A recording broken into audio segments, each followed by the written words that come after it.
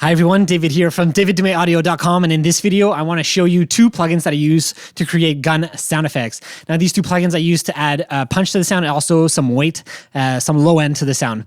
I normally use these on sci-fi guns just because that's normally what I create anyways, but you could use these on regular gunshots as well. So before we jump in, make sure to check the description. I have some free gun sound effects for you guys to grab, so I'll leave a link in the description for that. All right, let's get into our project. All right, before we actually get started, let me show you some examples of gunshots that I've been designing so you guys have an idea of what we will be creating. All right, so that's one of them. I also had another one up here. This one's a bit different.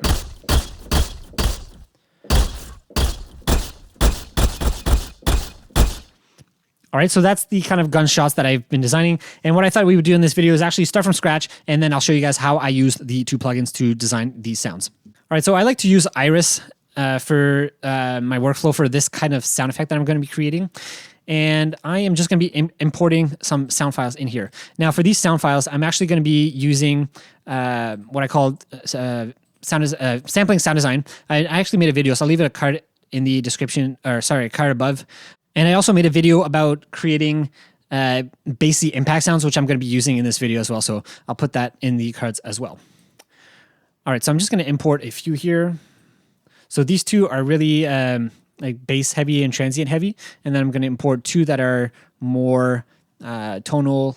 And yeah, we'll see what we can work with here. So I'm just going to create that here. Let's import another one. That's here. All right, so I'm going to just start with one layer at a time here, and I'm just going to go here. Normally what I'll do is I work with my amp envelope first, so I'm just going to bring it all the way down here so that decays all the way down. And I'll have to bring the root note down because it's way too high right now. Wow, I already like that sound. So I think I'm going to bring that in. That's pretty good. So I'm going to bring the curve down, maybe the decay down.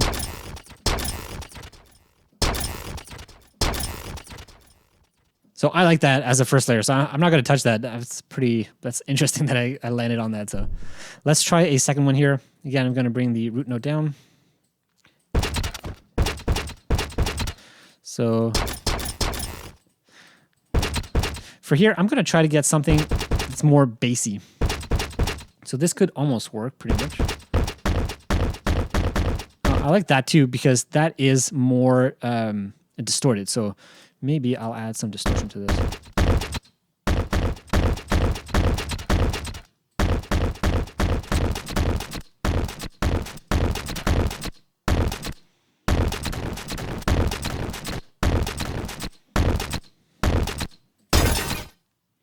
So if I just solo the two now.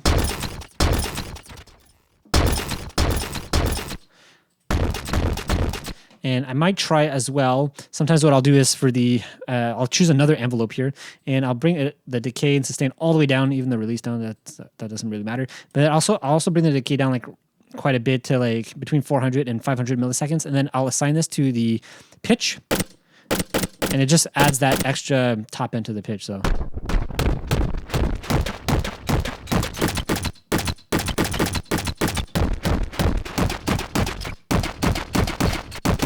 So that's pretty good. Let's listen together. So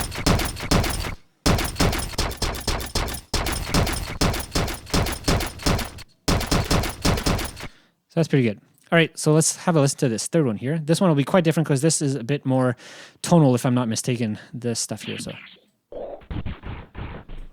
I'm going to bring the, again, root note all the way down. And let's find some sounds here.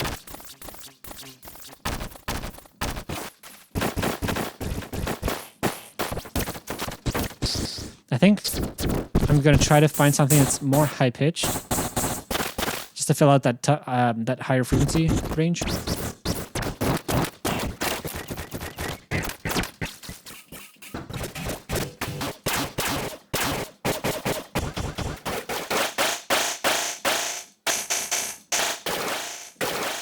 This might work. Let's try it.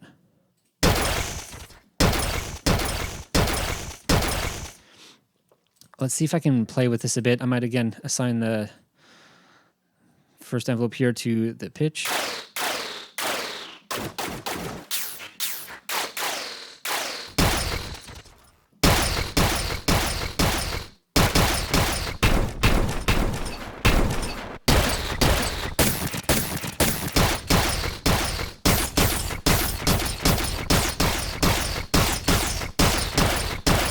Maybe I'll bring the gain of this one down.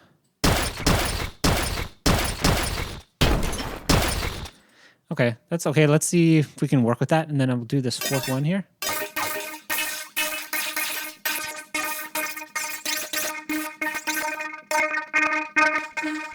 Change the root note.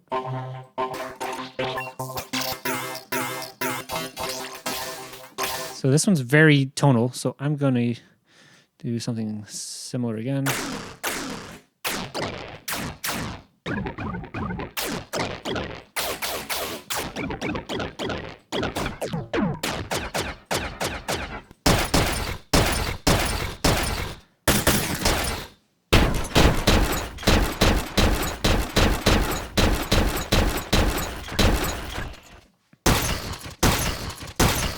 Okay, so that could work. This fourth layer here could be like our tonal element.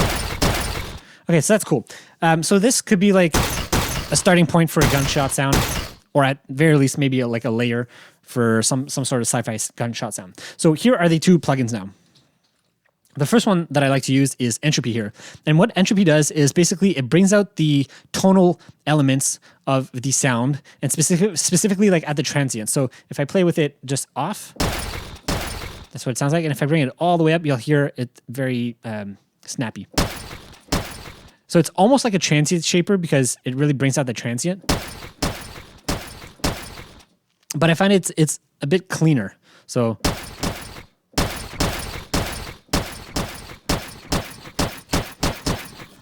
if you want it to really bring down the tail, you could just bring the strength all the way up. I normally leave it down though. And then if you want it smoother, it's just it's like the tail kind of fades out a bit more evenly. So I like to normally leave it something like this, and normally I won't go all the way to 100, maybe like something like that. Another thing I like to add is like just a transient shaper, just because this just going to help to add punch to the sound.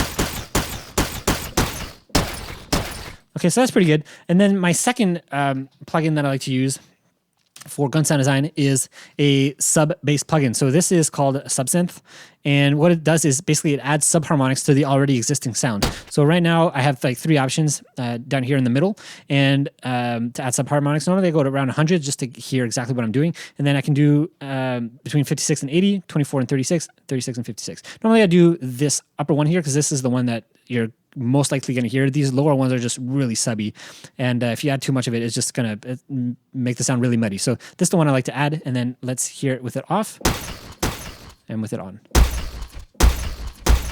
And on the side here on the edge, you can make it harsh or not.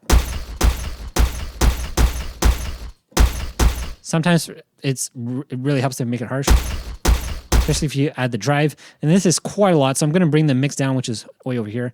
About 50%. So with it off. All right, so a huge difference. Of course, you're going to need some good headphones and or speakers to be able to hear this, but if you do, you'll really feel that bass coming out. And those are the two plugins that I really like to use. So if I take them off, like it sounds okay, but then you add this in.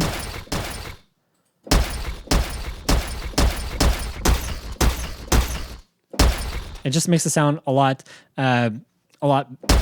punchier. And then, of course, sometimes I'll add recenter, like I did for the other examples here, just to make sure the sound is well centered at the base.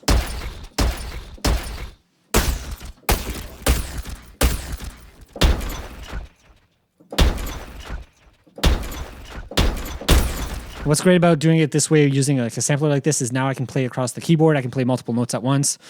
And that's what I'm doing here. So I'm playing low and then high.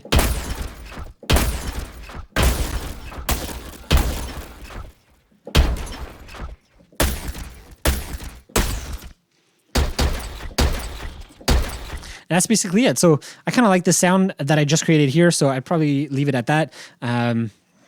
yeah, I'd probably export that, put it in a folder, and then maybe I'd try layering it or adding other sounds, mechanical sounds, stuff like that to it. So, but yeah, that's basically it for the 2 plugins. So the 2 plugins are Entropy here because this adds a lot of punch to the sound. Of course, you can use Transient Shaper for gun sound effects. That really helps, especially if you don't have that snappy punch sound right at the beginning, and the sub bass here. So yeah, those are the 2 plugins I love to use. But yeah, that's pretty much it for this video. Let me know if you guys liked it and found it valuable. Let me know if you guys have some plugins that you guys like to use specifically when you're doing, gun sound design that really helps you to get some nice gun sound. So anyways, I think that's it for now. Remember to check the link for those free sound effects in the description below. And yeah, thanks for watching. I'll see you in the next video. Bye.